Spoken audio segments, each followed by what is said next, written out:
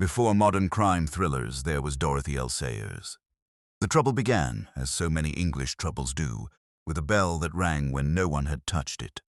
It was not, one must understand, an impressive bell. No cathedral-throated bronze monster swinging above a city. No solemn village peal carrying its grief across wet meadows and among the elms. It was merely the small brass bell beside the fireplace in the morning room at Mardlewick Hall. A neat, insignificant object with a green silk cord, designed to summon tea, coal, correspondence, or another cushion beneath the lower back of Sir Septimus Mardlewick, Baronet, who had long ago abandoned all practical exertion as vulgar. At 20 minutes past 11 on a November morning of such determined gloom that the rooks looked like scraps torn from a solicitor's coat, the bell rang sharply 3 times. At 22 minutes past 11, Mrs. Peavy, the housekeeper, opened the morning room door and found Sir Septimus sitting in his high-backed chair, with his eyes open, his mouth slightly parted, and his head tilted toward the mantelpiece, as though listening to some remark which had, at last, after 71 years, surprised him. By 25 minutes past 11, Mrs. Peavy had screamed, the under-parlour-maid had dropped a tray, and the butler had said, "Good God," in a tone suggesting that the Almighty had behaved with poor taste. By noon, the village of St. Cyprian Underwold knew that Sir Septimus was dead. By luncheon, it knew he had been murdered. By tea, it knew the murderer, the motive, the weapon, the exact hour of death, the secret sins of every member of the household, and 3 entirely incompatible versions of Sir Septimus's last words. It was at 4:30, when rumour had begun to repeat itself, and therefore considered itself evidence, that Lord Peter Wimsey arrived. He came in a long, low motor car which looked too elegant for the puddled drive and too impertinent for the house. Mardlewick Hall stood at the end of an avenue of black yews, built in that unhappy period when English architecture had tried to remember Greece and had succeeded chiefly in looking dyspeptic. Its facade was severe, pale and damp. Its windows gave nothing away. Creeper clung to it with the obstinacy of an impoverished relation. Gothic in feeling, classical in pretension, and plumbing by the Grand Inquisitor, said Lord Peter, stepping down and looking up at the house through his eyeglass. "My dear Parker, one approaches with reverence and a slight apprehension about the drains." Detective Inspector Charles Parker, who had brought him from the station and had already endured 13 miles of literary quotation, said only, "The local police think it is plain enough." "Ah," said Wimsey, "the most dangerous phrase in the English language. After quite harmless, and I have written a little poem." Parker smiled in spite of himself. He was a grave, intelligent man, rather given to weighing his words before placing them carefully upon the table. Lord Peter, by contrast, appeared to scatter words as a conjurer scatters cards. Yet Parker had learned, through painful experience, that somewhere in the glittering heap lay the ace of spades. They were met at the door by a butler of extraordinary construction. His name, Parker had already informed him, was Grindle. Nature had made Grindle tall, narrow, and grey, and domestic service had finished the work. He had a face like a shut umbrella, and hands so long and bloodless that one felt they had been designed for lifting lids off coffins rather than decanters off sideboards. "My lord," he said, inclining himself with professional despair. "Grindle, isn't it?" said Wimsey brightly. "Excellent name. Anglo-Saxon, perhaps. Suggests something being slowly reduced to powder." The butler did not blink. "Inspector Blundell is in the library, my lord." "Then let us join him before he forms a conclusion, and has to be separated from it surgically." They passed through a hall smelling of beeswax, damp stone, and chrysanthemums beginning to decay in a large blue vase. A suit of armor stood beneath the staircase, its visor lowered in the attitude of one who had seen the family at breakfast and preferred the Wars of the Roses. Somewhere above, a woman was crying with the dry, irritated persistence of someone whose grief had been interrupted by curiosity. Inspector Blundell proved to be a red-faced, capable man with a mustache of military conviction and the air of one who disliked interference from both amateurs and the upper classes, but found Providence had sent him both in the same waistcoat. "Lord Peter," he said, "Inspector Parker tells me you have assisted on 1 or 2 matters." "1 or 2 corpses have been good enough to assist me," said Wimsey. "I never presume." Blundell gave him a look which suggested that presumption had already entered the room and taken the best chair. "The facts are straightforward," he said. "Sir Septimus Mardlewick was found dead in the morning room at 22 minutes past 11. Doctor says he'd been dead perhaps 10 minutes when found. Cause appears to be poison, cyanide, most likely. Bitter almond smell, frothing, rapid collapse. There was a glass of curacao on the table beside him. He was known to take it before luncheon. The decanter stood on the sideboard. "How very baroque," murmured Wimsey.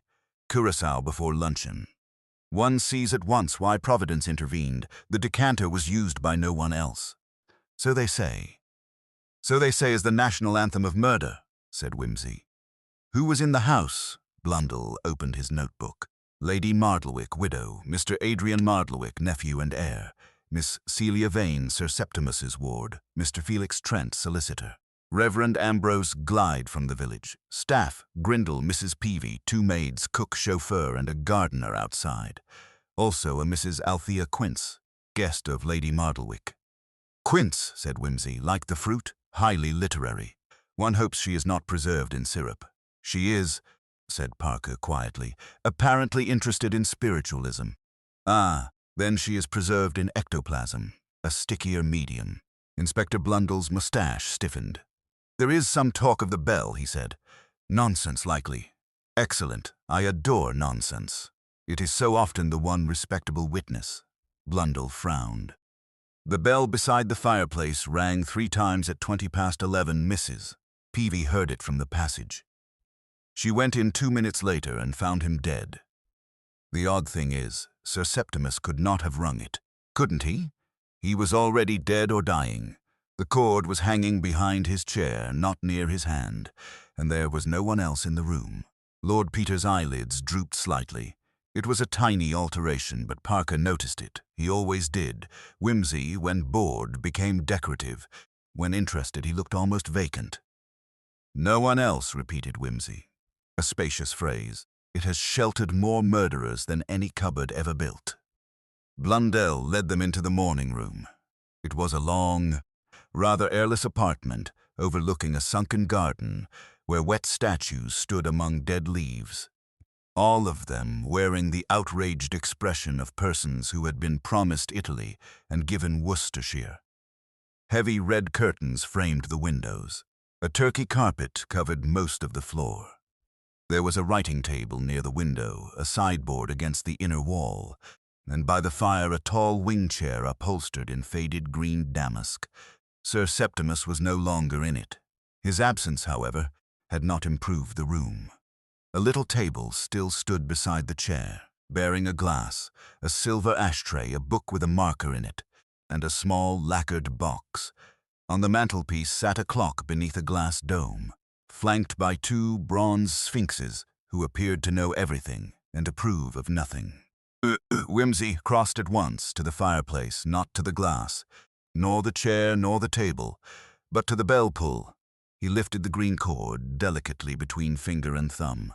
"Silk," he said, "frayed a little at the tassel, vulgar color, rings in the servants' passage." "Yes," said Blundell. "We tested it, did you?" "How energetic." "Once or repeatedly?" "Once. Virtue is usually exhausted after the first experiment." Parker, with the patience of friendship, said, "What are you thinking?" "I am thinking," said Wimsey, "that when a man is poisoned in a locked room, everyone looks for the bottle. When a bell rings by itself, everyone looks for the ghost. The murderer, one may hope, looked for neither, being engaged elsewhere." "The door was not locked," said Blundell. "No, that is disappointing. Locked rooms have gone down terribly since the war. No craftsmanship. The point is that no one was seen entering or leaving. The passage was occupied. Mrs. Peavy was there." Grindle was crossing the hall. The Reverend Glyde was in the library with Mr. Trent. Lady Mardlewick was upstairs. Mr. Adrian Mardlewick was in the gun-room. Miss Vane was in the conservatory. Mrs. Quince was lying down. "A house of admirably distributed innocence," said Wimsey, "like currants in a very moral bun." He moved round the chair, stooped, and peered at the carpet. Then he straightened and looked at the mantel clock. "Does that clock keep good time?" Blundell gave a short laugh. "It stopped at 11:15. That's another of the queer details. The doctor thinks Sir Septimus may have knocked it somehow during the attack, though it is on the mantel and out of reach." "Out of reach," said Wimsey softly. "Yes, people are always putting things out of reach, and then being astonished when they are reached." He examined the clock without touching it. Parker saw that the minute hand stood at the quarter, the hour hand just past 11. Beneath the glass dome, the pendulum hung still, bright and foolish. "Any sign of violence?" asked Wimsey. "None. Any note?" "No." "Any smell besides bitter almonds?" Blundell stared. "Smell? My dear Inspector, civilization is largely a conspiracy to conceal smells. Murder, being uncivilized, usually lets one or two escape," Blundell said with dignity. "There was the poison smell. And smoke. Sir Septimus smoked cigars. Ash in the tray, so I see, a good Havana, spoiled by bad company." Wimsey lifted the cigar end with a pair of tweezers from Parker's case, sniffed it, and laid it back. "Half-smoked, not chewed. A calm smoker, then. Or one interrupted before anxiety could reach the molars." He turned next to the book on the table. "Seneca," he said, "in Latin. Open at the page. Parker. Let us see whether Sir Septimus died improving his mind." Parker opened it carefully. A thin strip of ivory marked a page. Wimsey bent over and read aloud, "Nullum magnum ingenium sine mixtura dementia fut." No great genius without an admixture of madness. Quoted, "If I may be tedious, more often than understood." Inspector Blundell looked as if he considered this a confession of motive on someone's part, though he could not yet say whose. "Sir Septimus was fond of quotations?" asked Parker. "Fond," said Blundell. "According to the household, he oppressed people with them." "Poor household. There are worse weapons than cyanide, but not many." Wimsey glanced again at the bell cord, then at the curtains. One curtain hung a little oddly, its lower fold tucked inward rather than falling straight. He did not touch it. Instead, he went to the window and looked out. The sunken garden lay below, slick with rain. A gravel path curved toward a yew hedge, in which there was a black opening like a mouth. Beyond that, the church tower rose above bare trees. Somewhere a rook gave a harsh, comic cry. Window fastened. "Yes," said Blundell. "From inside, recently opened. No sign of it." "Signs," said Wimsey, "are sometimes shy." He dropped to one knee and looked at the sill. There was a faint crescent of mud at the corner, no larger than a thumbnail. He smiled at it with affection.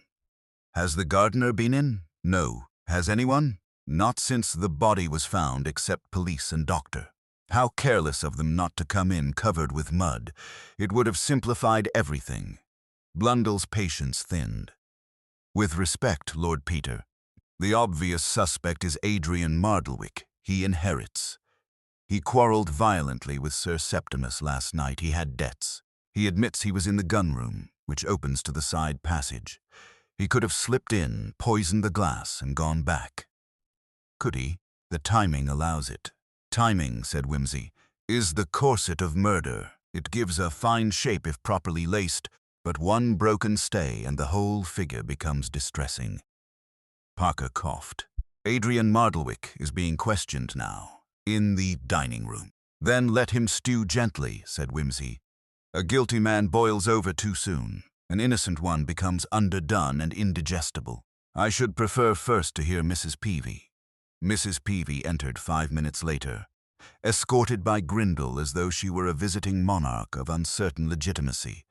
She was a square, clean, black-clad woman with red eyes and a mouth pressed into the shape of duty. She had served the Mardlewicks for 32 years, and had the air of one who had survived 3 generations by believing none of them entirely human. Lord Peter offered her a chair. She refused it. He offered sympathy. She accepted it suspiciously. "You heard the bell, Mrs. Peavy?" "I did, my lord. 3 rings, sharp." "Sir Septimus's usual signal?" "No, my lord. 1 for coal, 2 for tea, 3 for me. He was particular." "Was he indeed?" "A man after my own heart, though possibly not after anybody else's." "And where were you?" "In the passage by the still-room door. I had just spoken to Ellen about the silver." "You went at once?" "I had to put down the linen, my lord. Then I went." "How long?" "A minute, perhaps 2. "Did you meet anyone?" "No, my lord." "Did you hear anything from inside before the bell?" Mrs. Peavy hesitated. "Ah," said Wimsey gently. "There was something. It was likely nothing. Nothing is a splendid witness, if not bullied." "Thought I heard Sir Septimus laugh." Blundell looked up sharply. "Laugh? Not loud, sir, more like." She compressed her lips. "Like when he had caught someone out." "When was this?" asked Parker. "A little before the bell." "And after?" "Nothing. Only the bell." "Was Sir Septimus expecting anyone?" "Mr. Trent came about papers," the Reverend called after. "Mr. Adrian wanted money and did not get it. Miss Celia was to read to him at 11:30. "Read what?" "I don't know, my lord. Something old and heathen." "Most literature worth reading is one or the other," said Wimsey. "Did Sir Septimus often take Curaçao?" "Every morning since Lady Mardlewick's doctor told him not to." "A touching domestic arrangement." "He liked doing what he was told would kill him," said Mrs. Peavy, and then colored as though death had suddenly made honesty improper. "And the decanter, kept on the sideboard. Grindle filled it." "Who had access?" Mrs. Peavy's mouth tightened further. "In a house, my lord. Everyone has access to everything, and no one has touched anything." "Admirably put. You should give evidence professionally." When she had gone, Wimsey stood very still in the center of the room. Blundell shuffled his papers. Parker waited. "Well," said Blundell at last. "Well," said Wimsey. "We have a dead baronet, a punctual bell, a stopped clock, a quotation on madness, a widow upstairs, a nephew in debt, a spiritualist in bed, a solicitor with papers, a vicar with God, a butler with hands like moral reproof, and a housekeeper who heard a laugh where there should have been terror. And what do you make of it?" "Nothing yet." Inspector Blundell looked relieved and annoyed in equal measure. "Except," added Wimsey, "that someone in this house has made one small mistake." "The poison?" "No, the bell, possibly. The clock, too ostentatious." "Then what?" Lord Peter looked toward the red curtains, then at the unmoving clock beneath its glass dome, and finally at the little silver ashtray by the dead man's chair. "The mistake," he said, "is that they have tried to make murder behave like melodrama. Murder, in my experience, is much more domestic. It comes in quietly, knows where the decanter is kept, and is careful not to drip on the carpet." Outside the window, rain began again, soft and steady, drawing gray lines down the glass. In the sunken garden, the yews darkened. The house seemed to draw itself inward, preserving its secrets with the practiced dignity of old families and old furniture. Lord Peter smiled suddenly. "Come, Parker, let us interview the heir. I have a weakness for obvious suspects. They are so often innocent in the most incriminating way. Adrian Mardlewick was discovered in the dining room, where the family portraits, observing him from a height, appeared to be doing so with hereditary disappointment. He stood by the sideboard with one hand on a chair back and the other thrust into his pocket. A handsome young man spoilt by fatigue, good tailoring, and the consciousness of being disliked before he had opened his mouth. "Lord Peter Wimsey," said Parker. "Mr. Adrian Mardlewick." "How do you do?" said Wimsey. "I always feel dining rooms are the worst possible places for distress. Too much mahogany. It gives grief an air of having been ordered from a catalogue." Adrian stared at him. "Is this meant to be amusing?" "Not meant," said Wimsey. "Merely inevitable. Sit down, won't you? Standing makes innocence look theatrical and guilt look cheap." Adrian sat, unwillingly. Inspector Blundell began with competent bluntness. "You quarreled with your uncle last night." "Yes. About money, yes. You are in debt? Yes. You expected to inherit? Adrian's face changed. It did not become angry, exactly. Rather, it lost the careless insolence with which he had protected himself. For a moment, he looked younger and less attractive. Everyone expects something from an old man with a title and no children, he said. It is one of the more degrading customs of civilization. Did he refuse you money? He did better. He offered me advice, which you disliked. Inspector, my uncle's advice was generally a form of assault. He quoted the Stoics while behaving like a moneylender. Wimsey leaned forward with sudden interest. Which Stoic? What? Which Stoic did he quote while declining to rescue you from financial extinction? Adrian looked bewildered. Seneca, I think. He said debt was slavery of the soul. Very inaccurate, said Wimsey. Debt is slavery of the postman. The soul usually carries on with surprising vulgarity. Blundell made a noise in his throat. Where were you at 11:20? In the gun room. Alone? Yes. Can anyone prove that? No. Convenient. Extremely, said Adrian. I arranged my uncle's murder with a complete disregard for my own defense. It was the one original touch in an otherwise conventional crime. Parker glanced at Wimsey, who was looking pleased. You heard the bell? Asked Wimsey. No odd. The gun room is near the side passage, is it not? Yes, but the door was shut. Soundproof? Not unless my grandfather shot very quietly. Did you hear anything? Adrian hesitated. A door closing, perhaps. I thought it was Grindle. When? A few minutes before they shouted. Which door? I don't know. This house is all doors. One grows up here learning that every useful thing is behind the wrong one. Wimsey nodded gravely. A tragic education. They left him looking more irritated than frightened, which Parker privately marked in his favor. In the passage, Blundell said, He is clever enough to play at frankness. My dear Inspector, clever men rarely play at frankness. It requires too much courage. They next found Miss Celia Vane in the conservatory. She sat among ferns, palms, and damp panes of glass, a pale young woman with dark hair and a stillness that seemed not calm but trained. On her lap lay a closed book. Her hands rested upon it too carefully. I was to read to Sir Septimus at 11:30, she said before anyone had asked. Plutarch. He preferred dead men. They could not contradict him. Did you see him this morning? Parker asked. At breakfast. He was in excellent spirits, which usually meant someone else was miserable.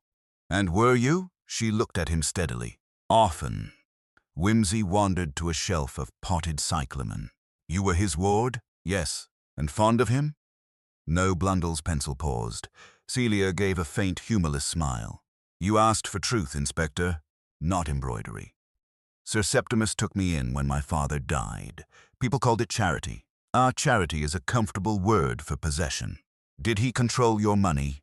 Until next month when I am 25. Said Wimsey. The calendar enters wearing boots. She turned her eyes to him then. You think that matters? Everything matters. Most things only matter later. She lowered her gaze to the book. He told me yesterday he intended to change the arrangement.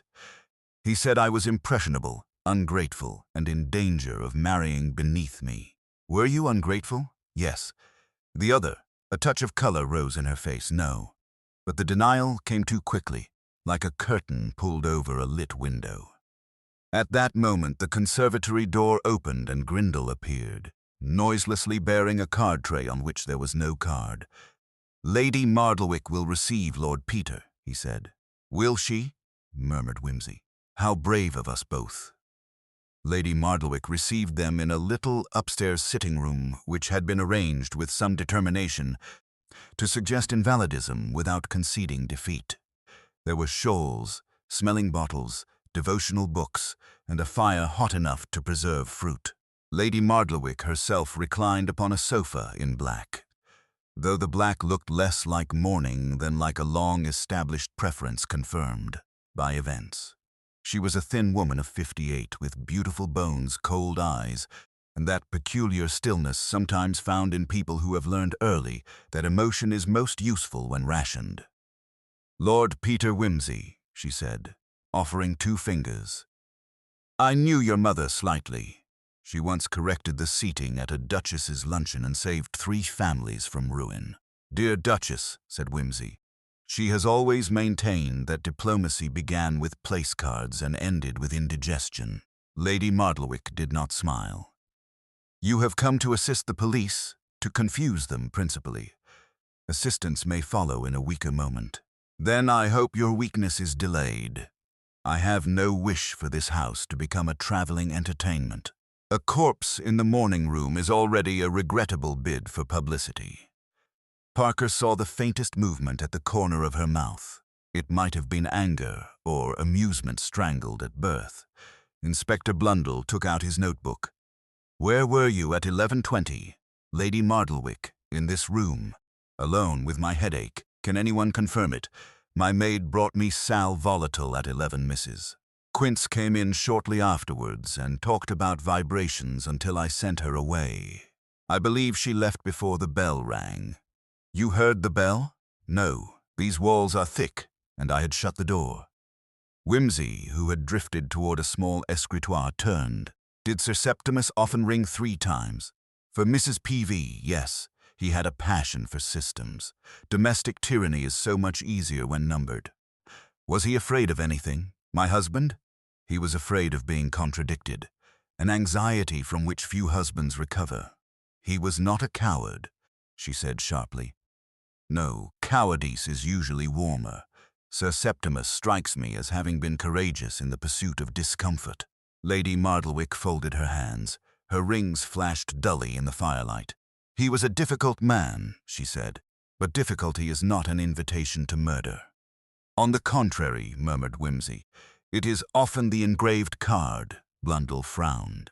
Did your husband intend to alter his will? For the first time, she hesitated. It was brief, but the room seemed to notice. I believe he was considering it. In whose favor? You must ask Mr. Trent. And against whom? Her eyes moved unwillingly toward the floor, as though the answer had dropped there. Adrian had disappointed him. Celia had defied him. I had bored him. There was not, Inspector, a shortage of candidates. Did he tell you this morning he meant to change it? He told me many things this morning. Most of them unpleasant. Wimsey looked up. At breakfast? Yes. What precisely? That Adrian was a fool, Celia a romantic idiot, and I a woman who mistook endurance for virtue. And did you? Lord Peter, after 31 years of marriage, endurance becomes less a virtue than a household habit. There was no tremor in her voice. That, Parker thought, made the bitterness more complete. They were about to leave when Wimsey paused by the mantelpiece. A little porcelain shepherdess stood there, smiling foolishly beside a clock shaped like a temple. Your clock is correct, he said. I suppose so. 11 minutes fast, actually. Lady Mardlewick looked at it with indifference. Septimus disliked servants being late. He advanced clocks in rooms where they waited upon him. All of them, only those he considered morally vulnerable. Fascinating. Did he alter the morning room clock? No, that was his own. He trusted himself. Fatal in a philosopher, said Wimsey softly. In the corridor, Parker asked, Do you believe her?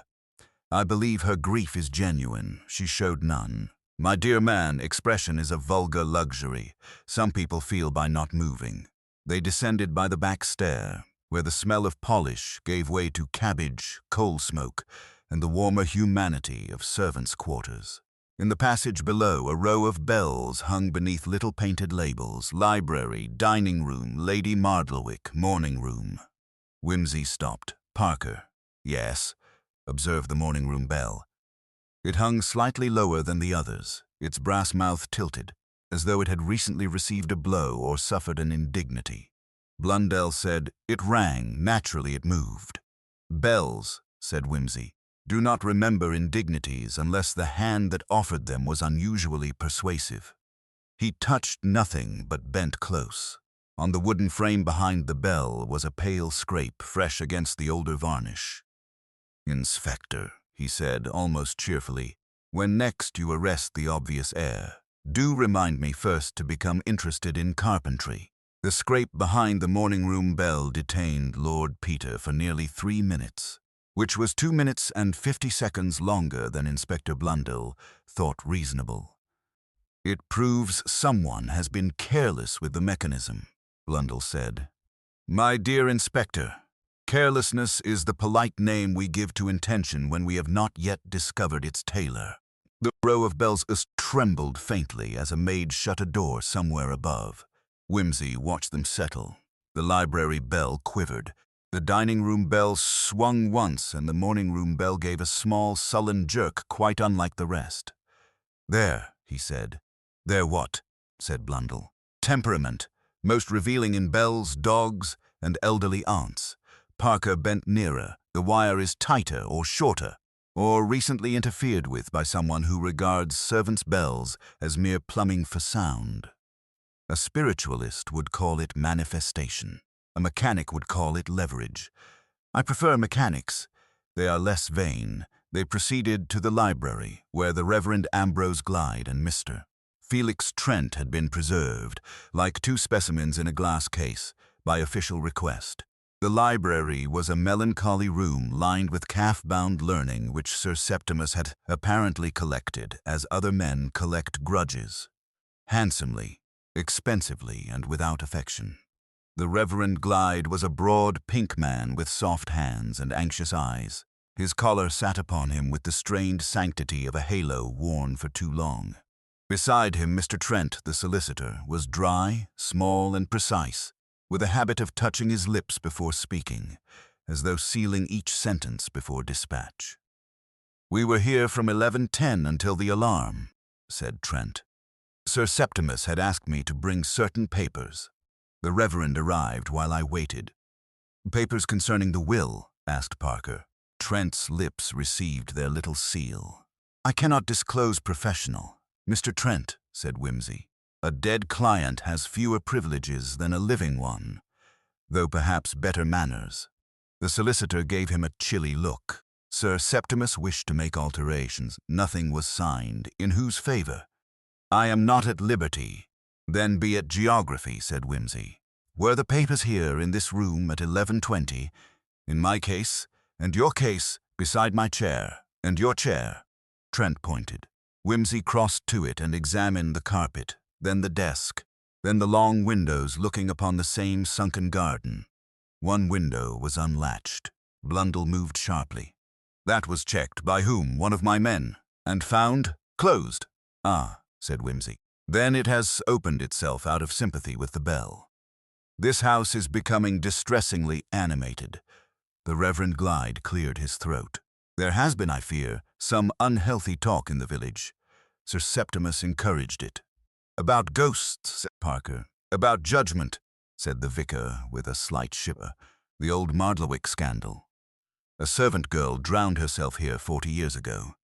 There is a superstition that a bell rings before a death in the family." "How convenient," said Wimsey. "Nothing smooths a murder like ancestral nonsense." Trent said quickly, "Sir Septimus did not believe in such things." "No," said Glyde, "but he used them. He enjoyed making others uncomfortable." "Did he make you uncomfortable?"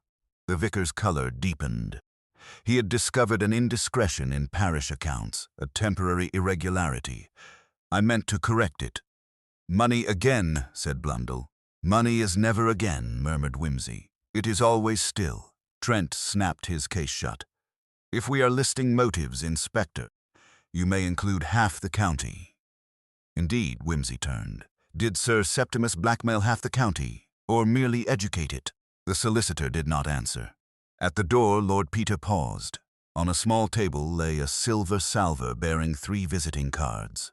He lifted none of them, but looked closely.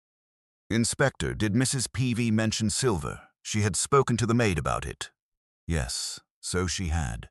And yet this salver has been polished only where the cards lie." Parker looked.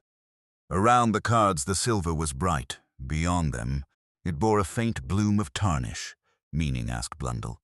"Meaning," said Wimsey, "that someone wished a small object to look as if it had not been recently moved. People are touching a great many things in this house, while he's insisting they touch nothing. It is a very handsy sort of innocence." Mrs.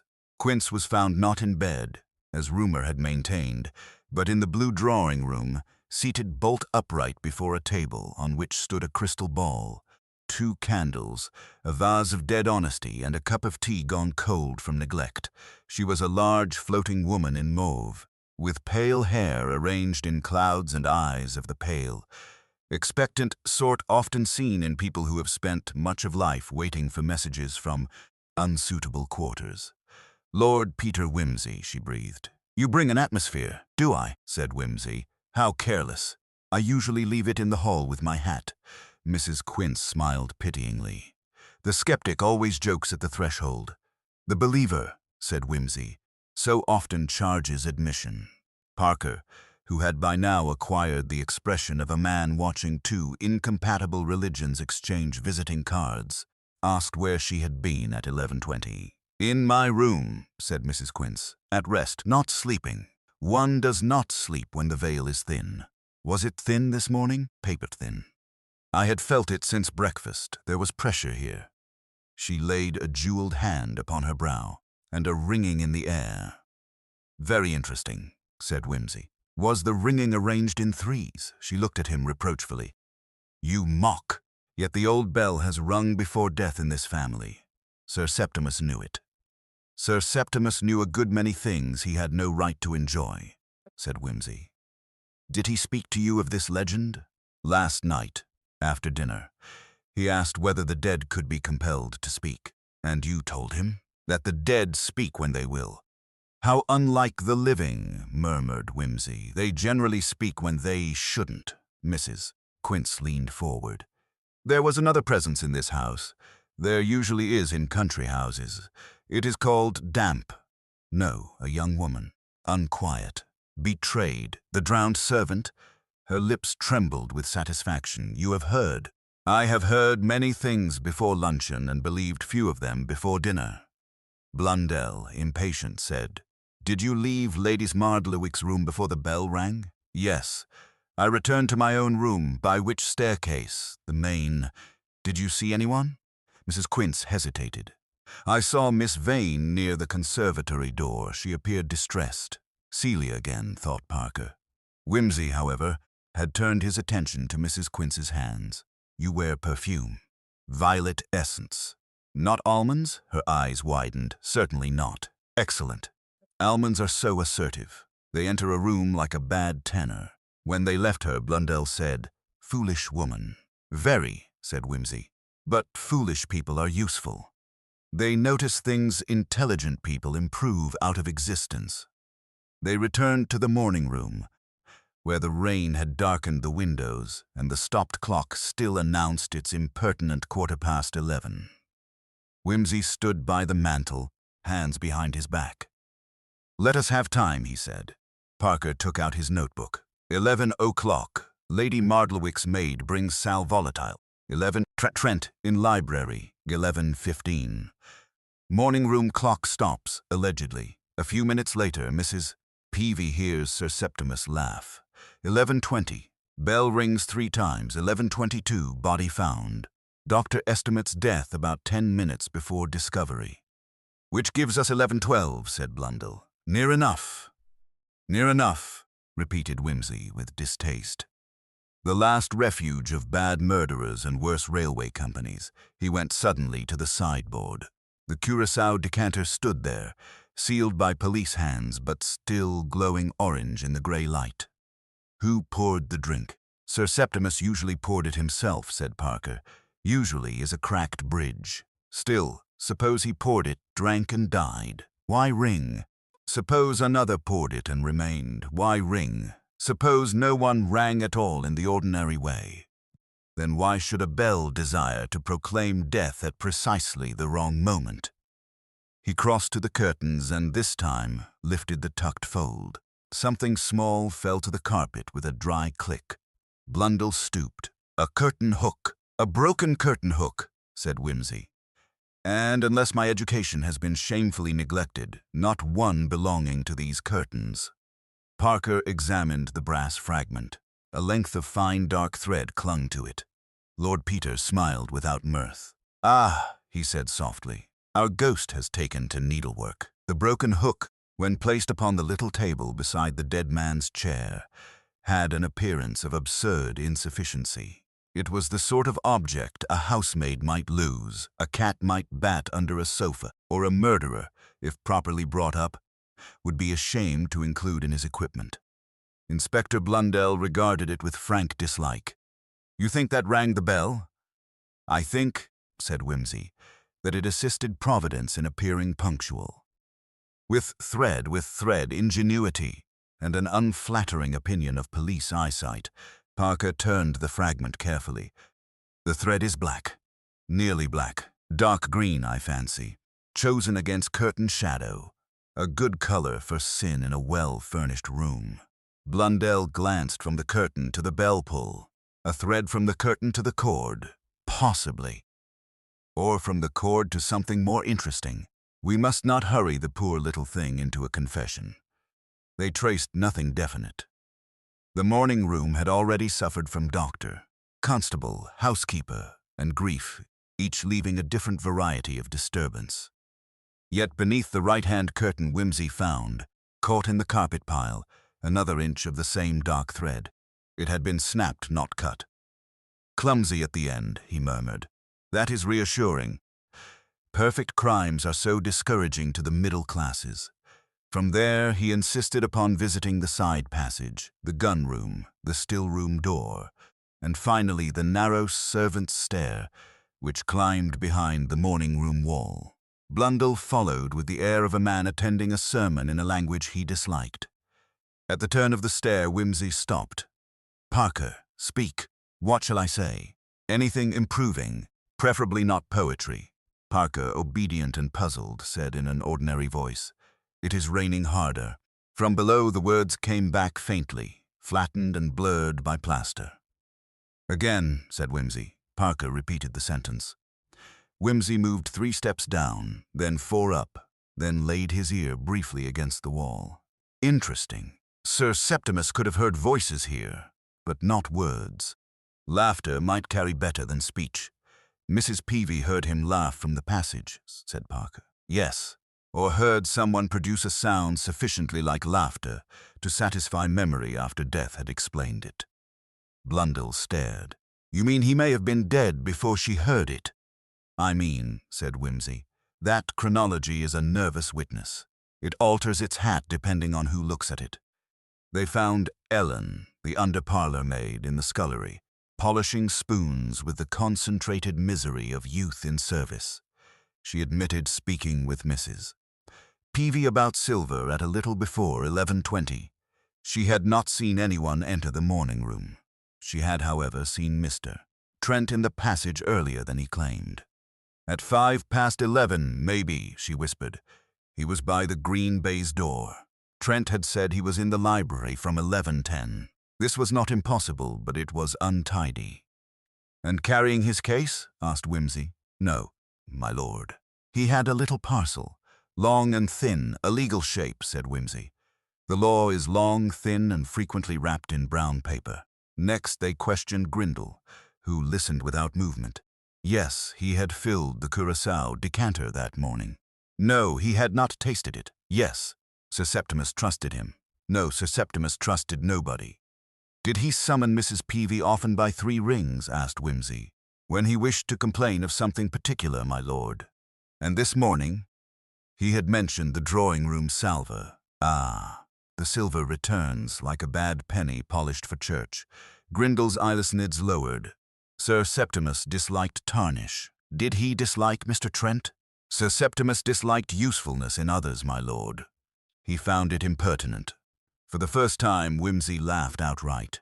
When the butler had gone, Parker said, "Trent with a parcel, the salver polished only beneath the cards, the altered bell wire.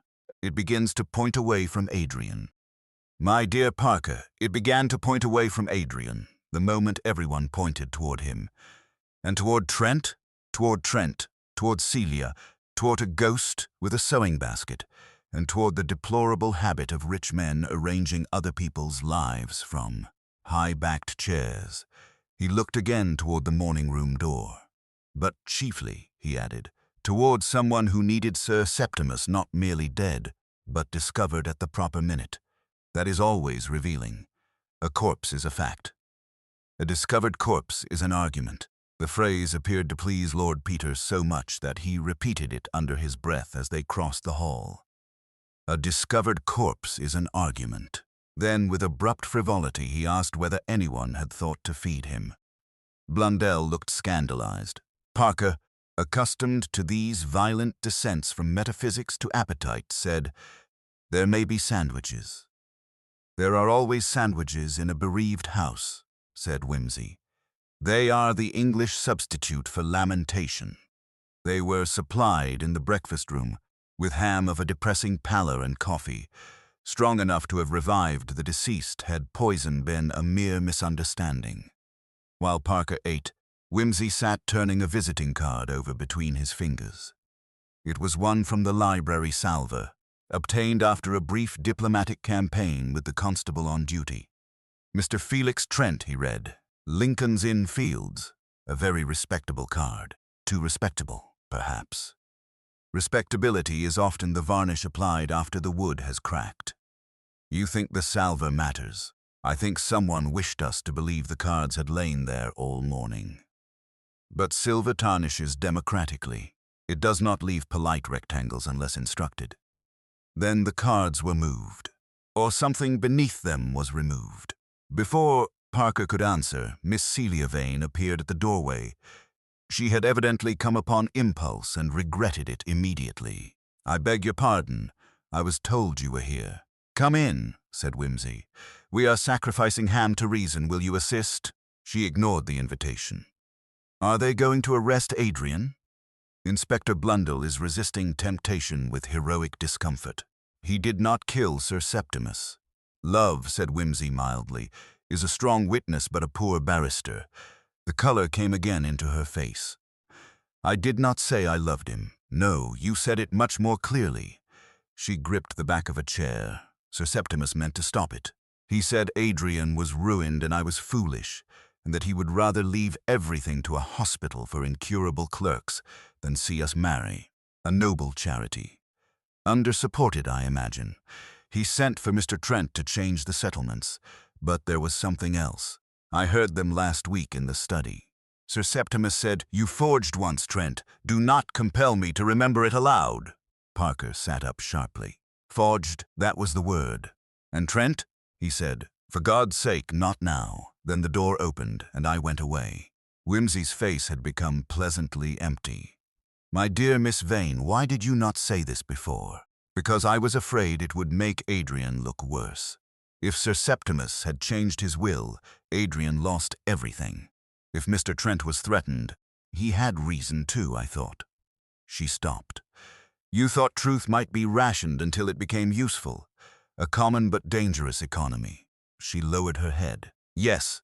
When she had gone, Parker said, "That gives Trent motive enough. It gives him motive, opportunity, a parcel, and a professional acquaintance with documents. In fiction, he would be hanged by Chapter 8. And in life?" "In life," said Wimsey, rising, "we shall ask why a solicitor clever enough to forge once would announce himself with a brown paper parcel and a conjuring trick with curtains. They found Trent in the library, where he was pretending to read a volume upside down. Under questioning, the little man's composure contracted rather than broke. "A parcel," he said. "Yes, sealing wax and parchment. Sir Septimus required certain old deeds." "Did he also require silence about an earlier forgery?" asked Parker. Trent went gray. Wimsey watched him with almost sorrowful courtesy. "My dear sir, do not lie unless you can afford good materials. Your face has just confessed bankruptcy." Trent sat down. "It was 30 years ago. A signature on a mortgage paper. Sir Septimus knew. He used it when he wished. And this morning? He told me he meant to expose me unless I altered a trust in a manner I considered illegal. I refused. Did you kill him?" "No." The answer was instant, exhausted, and oddly convincing. "I wished him dead. That is not the same thing, though the distinction may be less impressive than I once supposed." Wimsey turned away to the unlatched window. Beyond it, the yew hedge breathed rain and shadow. "Parker," he said quietly, We have found the double life. Not Sir Septimus's, Mr. Trent's. But the trick of the death still belongs elsewhere. Where? Lord Peter looked toward the garden, where a narrow path led from the hedge to the morning-room windows. To someone, he said, who knew the inside of this house better than a guest, and the outside better than a master. The garden, when inspected at close quarters, proved less romantic than it had appeared from the windows and considerably wetter. The statues, deprived of distance, became chipped ladies with blackened noses. The gravel had surrendered to mud, and the yew hedge, that solemn accomplice of country house secrecy, dripped steadily down Lord Peter's collar. England, he observed, is the only country which can make vegetation look morally disapproving. Parker was examining the path beneath the morning-room window. There are marks here. There would be, after half the county has come to stare at the outside of the murder. These are older, filled with rain. Wimsey stooped.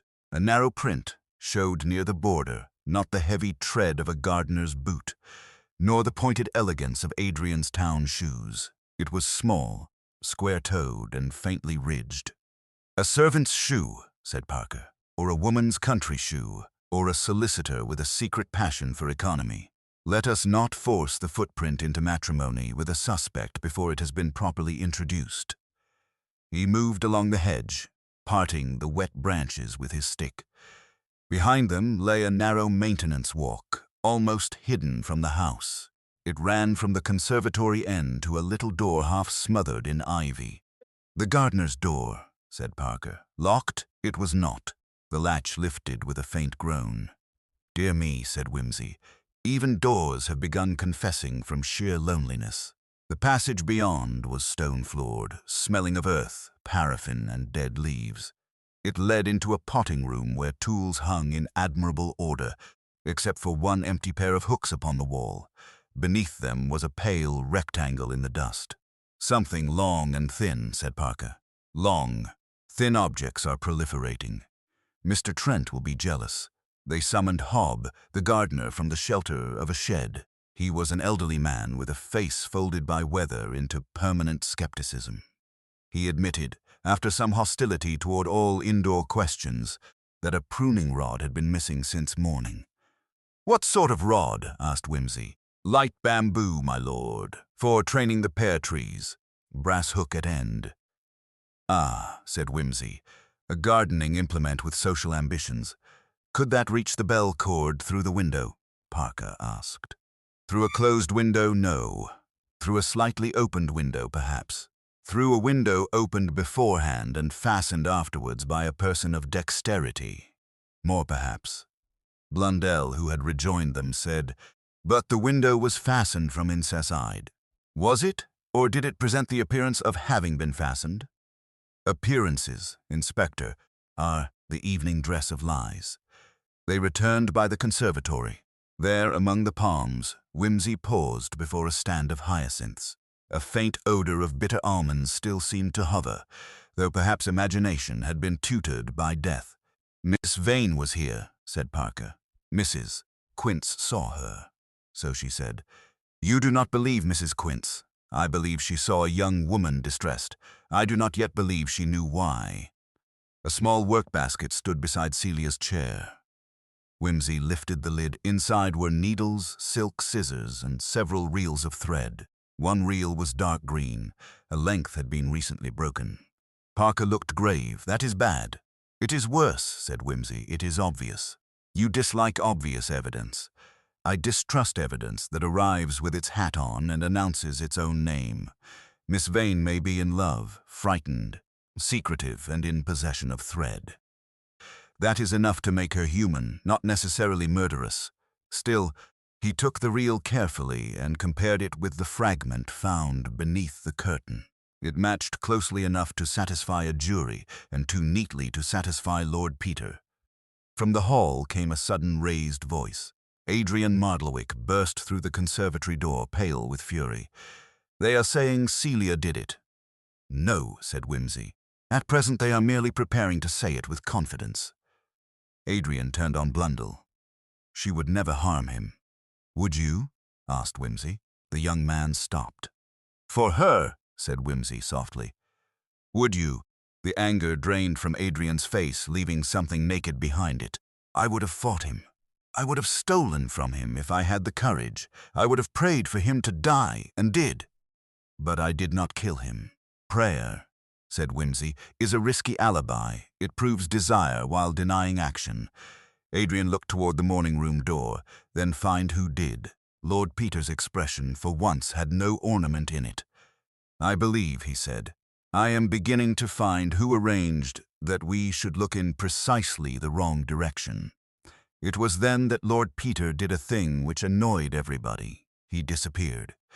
He did it not dramatically, with a cloak and thunder, but socially, which is far more effective in England.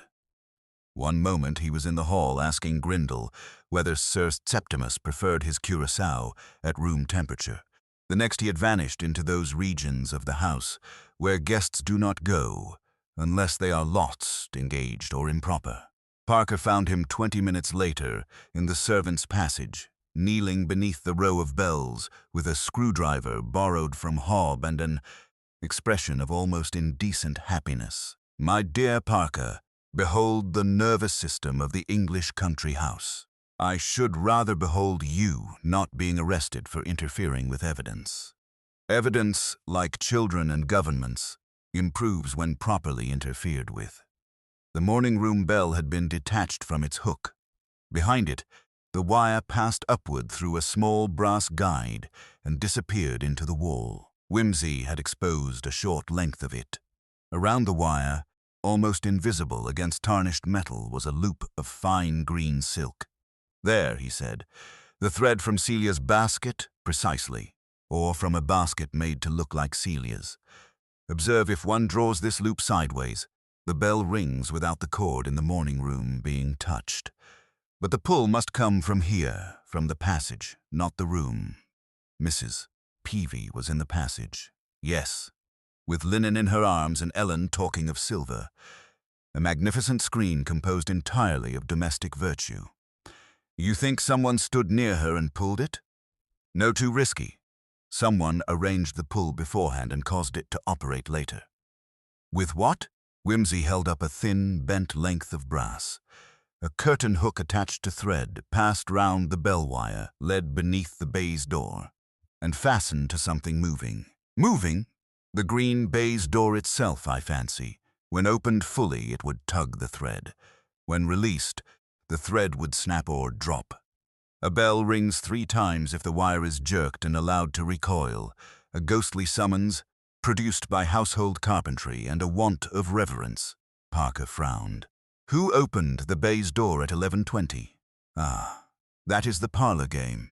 They reconstructed it."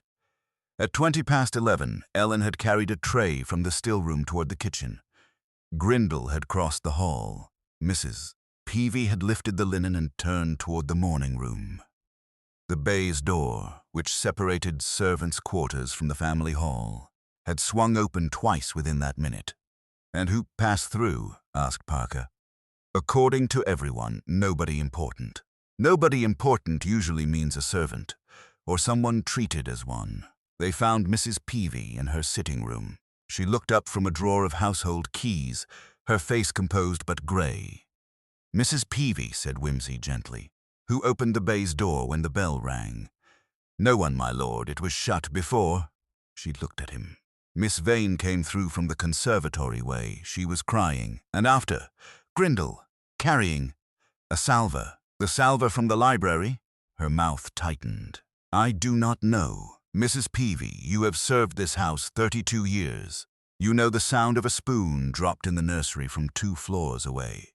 For the first time she seemed afraid. "Yes," she said, "it was the library salver. When they summoned Grindle, he came as if invited to announce dinner.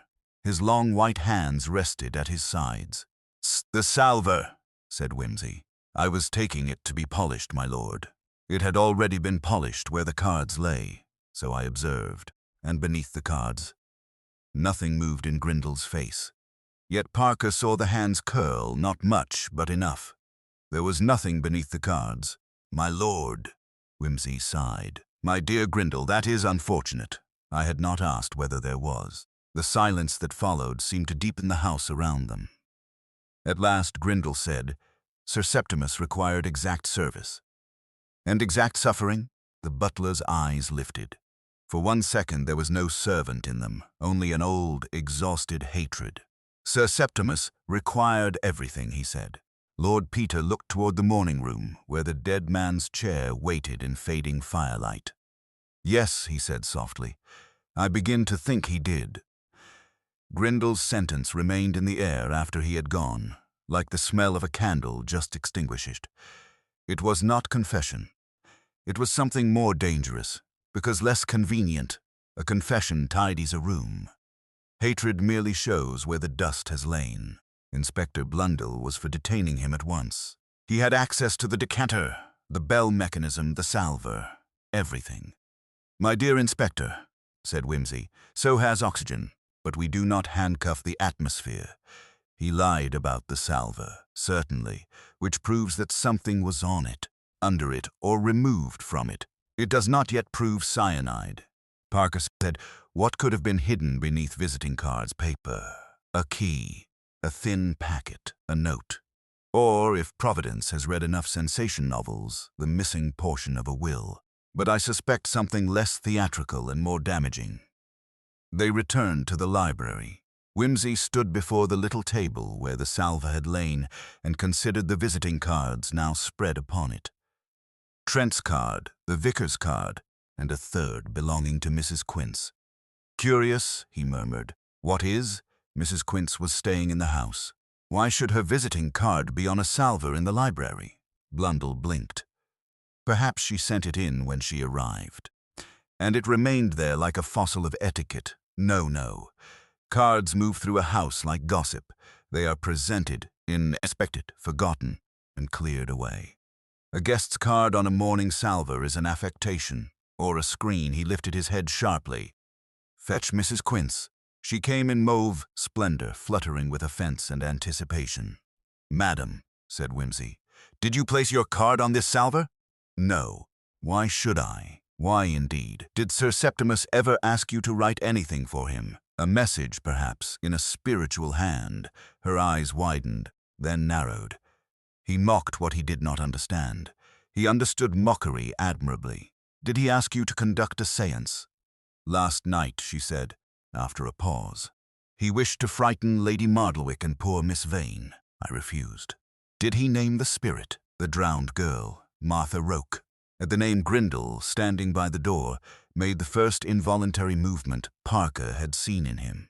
It was nothing more than a tightening of the throat, but Wimsey turned instantly. Martha Roke, he said. You knew her? Grindle's face closed again. She was in service here before my time, my lord. Before your time here, perhaps. The butler did not answer. Wimsey's voice became lighter, which Parker had learned to mistrust. Let us have all the family ghosts out of their cupboards. Martha Roke was a servant girl. She drowned herself 40 years ago. Village legend says a bell rings before death. Sir Septimus enjoyed the legend. Grindle dislikes the name. Lady Mardlewick endures the Reverend Trembles. The solicitor has forged. Miss Vane loves the air. The air prays for death. An admirable chorus, but the melody is still missing. He crossed suddenly to the shelves and pulled down the Seneca volume brought from the morning room. Between 2 pages, where the ivory marker had lain, there was a pressure mark and a faint brownish smudge. Not poison, said Parker. No, sealing wax. From Trent's parcel? Possibly, or from a document Sir Septimus read immediately before death. Wimsey turned to Grindle. Did Sir Septimus summon you this morning? Yes, my lord, at 10 minutes to 11. For what? To take a letter to be posted. Whom to? I did not observe. My dear Grindle, you observed the salver beneath cards, Miss Vane's tears, and the moral failings of 3 generations. Do not become modest at the postbag. The butler's long hands trembled once. It was addressed to Messrs. Harbury and Lake, solicitors, London. Trent gave a sharp sound. Not to my firm, no, sir. Wimsey's eyes shone. Ah, there is our second solicitor. Nothing so alarms a lawyer as another lawyer. Trent sank into a chair. Lady Mardlewick, summoned by the rising tumult, appeared in the doorway, rigid and pale. "What letter?" she demanded. Lord Peter looked at her with sudden compassion. "A letter, I think, intended to remove power from several people at once. Sir Septimus had discovered that terror is an aging instrument. He meant to replace those who depended upon him with strangers who would not tremble." Grindal spoke very softly. "He meant to publish Martha's name." "No," said Wimsey. "Not Martha's, yours." The room seemed to contract. Lady Mardlewick put a hand to the doorframe. Wimsey continued, almost gently. "You were not merely Grindal the butler. You were Martha Roke's son. Sir Septimus knew it. Perhaps he always knew it. He kept you as he kept Mr. Trent, as he kept Celia, as he kept Adrian, each tied by a private string to his chair. This morning he decided to pull one string too many." Grindal's mouth opened, but no words came. "And yet," said Wimsey, "you did not poison the curacao. That is the unpleasant part. You moved the salver. You arranged the bell. You tried to make the house accuse its own legend. But you were covering not your murder, someone else's." At that, Lady Mardlewick gave a little laugh. It was dry, brief, and exactly like the laugh Mrs. Peavey had heard before the bell. The laugh lasted scarcely a second, yet it traveled through the library with a most improper vitality, touching each face in turn and leaving it altered. Mrs. Quince clasped her beads. Trent looked at the floor. Grindal stood as if some internal wire had been cut. Lady Mardlewick, having laughed, seemed almost relieved, like a woman who had set down a tray carried too far.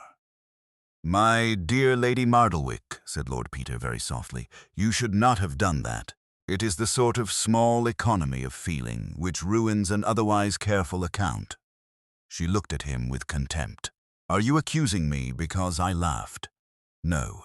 I am accusing you because Mrs. Peavey heard that laugh before the bell rang, and until now I could not place it. It was not Sir Septimus laughing at triumph. It was you laughing at release." Blundell took a step forward. "Lady Mardlewick, please," said Wimsey. "Let us not trample on the last act. Bad enough that murderers insist upon writing melodrama without having read Aristotle." Lady Mardlewick crossed to a chair and sat down with perfect composure. "You are imaginative, Lord Peter, only in self-defense. Facts are so often ostentatiously dull until one introduces them. You cannot prove it, not all at once. Proof, like soup, is improved by being served in proper order." He held up one finger. "First, Sir Septimus drank curacao every morning, largely because he had been advised against it. Everyone knew this. Grindal filled the decanter, but the poison was not in the decanter. Had it been, Sir Septimus would not have been the only possible victim.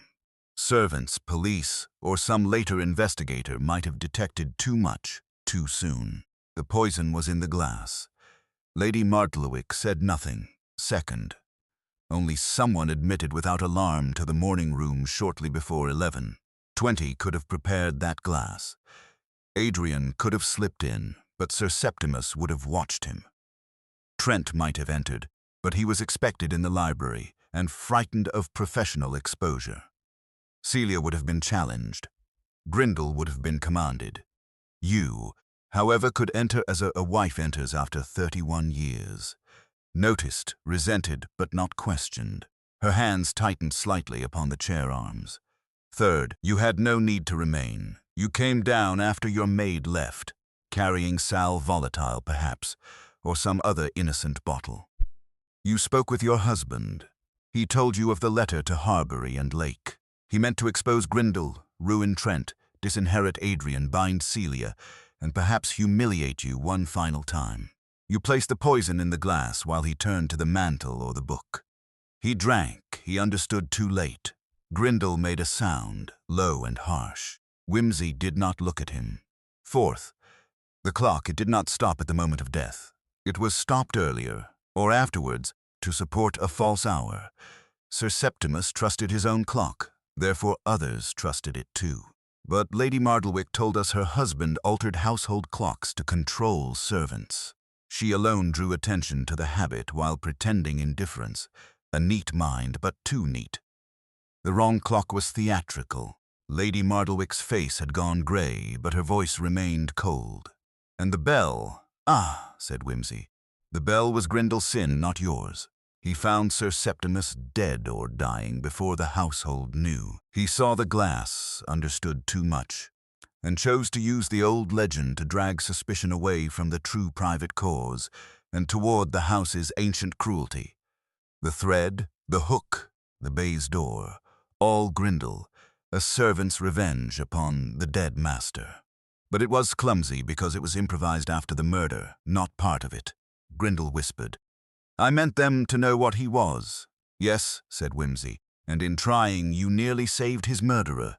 Lady Mardlewick rose. "He killed Martha," she said. "Not with his hands.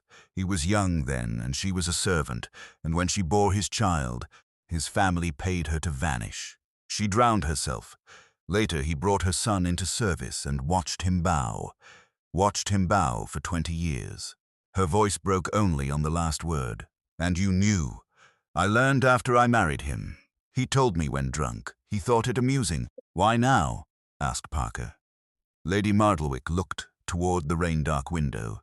"Because this morning he said cruelty was the only honest form of power, and that I had lived too long mistaking endurance for virtue." Lord Peter lowered his eyes. "Madam," he said, "there are sentences for which hanging seems a poor reply. Unfortunately, civilization has not yet authorized murder as punctuation." She smiled faintly. "How very civilized of civilization." Then her strength failed, not dramatically but inwardly. She sat again, smaller, older, and at last unmistakably bereaved. Inspector Blundell moved to her side, outside. The bell in the servants' passage stirred once in the draught and gave a faint, accidental note, like a house clearing its throat after telling the truth. Lady Mardlewick made no attempt to flee. Flight would have been vulgar, and besides, she had lived too long in Mardlewick Hall to believe that any door in it led anywhere useful. She merely asked for her shawl, which Mrs. Peavy brought with a face like carved oak and hands that shook only when the shawl had been placed correctly about her mistress's shoulders. "Thank you, Peavy," said Lady Mardlewick. "Yes, my lady, there was in those 3 words a whole domestic history, loyalty, judgment, pity, and the stern refusal of a well-trained servant to collapse before the police." Grendel stood apart, staring at nothing. When Parker touched his arm, the butler looked at him with bewildered courtesy, as though roused from some dream of another house, another life, another name. "I shall be charged?" he asked. "With interfering with evidence, at least," said Parker. Grendel bowed. "Very good, sir." Lord Peter winced. "My dear man, do not receive the law as if it were another course at dinner. It encourages its worst instincts." For the first time, something like a smile moved across Grendel's long grey face.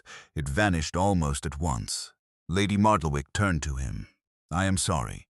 He looked at her then, not as servant to mistress, nor as accomplice to criminal, but as one ruined soul recognizing another across the wreckage made by the dead. "No, my lady," he said, "you are not. Not altogether." She closed her eyes. "No, not altogether." Inspector Blundell, who had the decent man's horror of truths too human for procedure, busied himself with arrangements. Trent was sent for again and came looking 10 years older, carrying in his small body all the indignity of exposure without the relief of punishment. Celia and Adrian were kept from the library until the formalities had passed. Though Celia, having understood enough from the silence of the servants, wept in the conservatory without making a sound.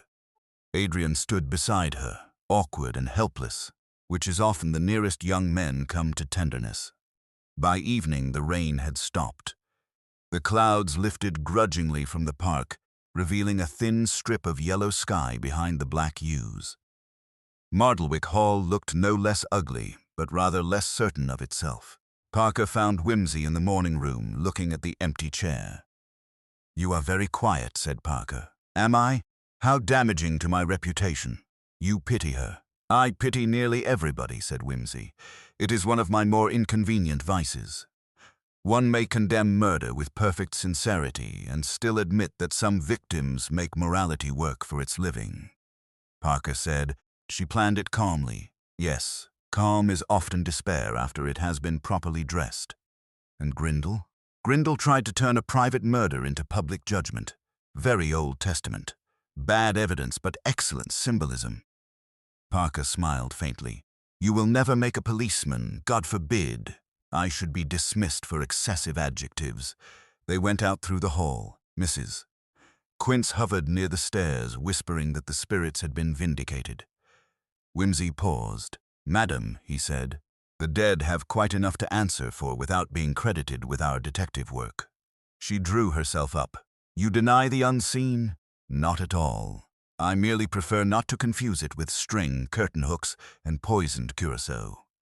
Outside, the motor waited. As they drove away, the servants' bells hung silent in the passage behind them, their little brass mouths closed at last. The house receded into the dusk, preserving, as houses do, more secrets than justice could ever use.